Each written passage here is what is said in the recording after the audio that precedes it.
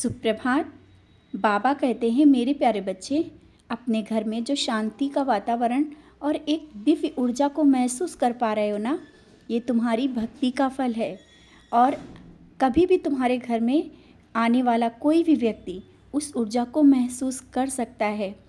उसे तुम्हारे घर का शांत वातावरण और घर में भीनी भीनी सी अगरबत्ती की खुशबू, एक अलग ही महक, शायद वो समझ नहीं पाता है, लेकिन एक अलग ही शांति और महक को महसूस करता है और उसके मन को भी महका देता है। भले ही तुम्हारे सामने कुछ ना कहे वो, लेकिन तुम्हारे घर से जाने के बाद तुम्हारे घर की साफ़ सफाई और शांत वातावरण और उसमें जो ऊर्जा का एहसास करता है, अच्छा होता है, उसका मन का शांति मिलती है और तुम्हारी तारीफ़ ज़रूर करता है। भले ही तुम्हारे सामने नहीं, लेकिन बातें होती हैं तुम्हारी, भले ही वो ना करना चाहें, लेकिन अच्छाइयाँ कहते हैं छुपते नहीं। और अब जब उनका मन शांत हो जाता है तुम्हारे पास बैठने से, बात करने से, तुम्हारे घर में आने से, वो मन ही मन तुम्हारी तारीफ़ करते हैं। भले ही दिखता नहीं हूँ, लेकिन मैं तुम्हारे घर में हमेशा हर पल वास करता हूँ। क्यों धन दौलत के पीछे भाग रहे हो? शांति से बैठो, मैं हूँ तुम्हारे साथ।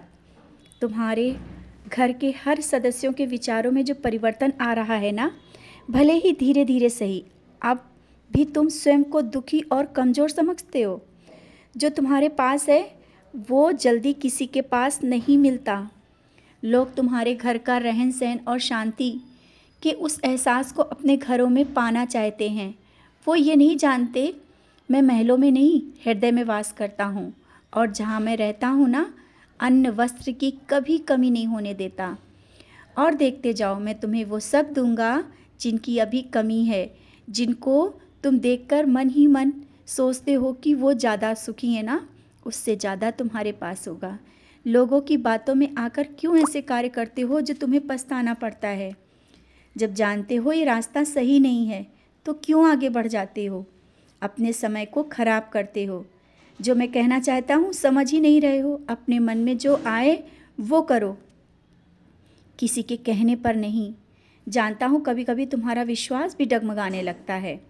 जब ऐसा हुआ करे ना, तो बैठकर मेरा नाम स्मरण किया करो, मेरे 11 वचन पढ़ो। मेरा एक एक वचन आज भी सत्य है और आज भी मैं उन वचनों को निभा रहा हूँ। मैं इन वचनों को ऐसे ही नहीं बोल गया। तुम सब पर विश्वास बना रहे, इसीलिए मैं इन वचनों को बोल कर गया हूँ। तुम कभी भी ये मत सोचो कि मैं नहीं हूँ।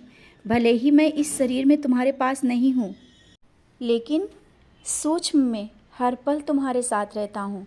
कभी भी कहीं भी तुम मुझे याद करते हो ना, मैं अपने होने का एहसास देता हूँ। तुम्हारे मन में एक अलग ही खुशी का जब एहसास होता है ना, तब मैं तुम्हारे बहुत करीब रहता हूँ। अपने मन को भटकाव से बचा लो। तुम मेरे बच्चे हो। मैं अपने सब बच्चों से बराबर प्यार करता हूँ। तुम ये क्यों कहते हो कि बाबा उस पर ज़्यादा कृपा करते हैं, मेरे पर नहीं? बच्चे, तुमने जब मेरा हाथ पकड़ा है तो छोड़ने के लिए नहीं, ऊंचाइयों तक बैठाने के लिए। मैं सब बच्चों को बहुत प्यार करता हूँ। जिस तरह से तुम दूसरे को देखकर कह रहे हो उससे ज़्यादा प्यार करते हो, उसी तरह मैं तुम्हें प्यार करता हूँ। उतना ही प्यार, ना कम ना ज़्यादा। मेरे लिए सब बच्चे बराबर हैं।